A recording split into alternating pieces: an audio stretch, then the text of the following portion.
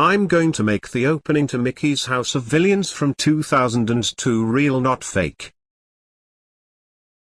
I sincerely hope David the animation guy sees this. Wait, I mean Hatshepsut. Warren, what did you put on YouTube? The opening to Mickey's House of Villains from 2002 real, not fake. Let me see.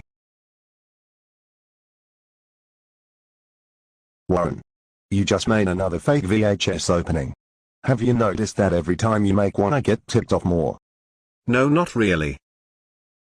Whether you notice or not, I'm calling David the animation guy. What the heck? I'm here already, surprised. Warren, I saw you made a fake VHS opening, and I am here to do something. Can you guess what it is? Let me guess, you're gonna give me the nappies treatment. Yes.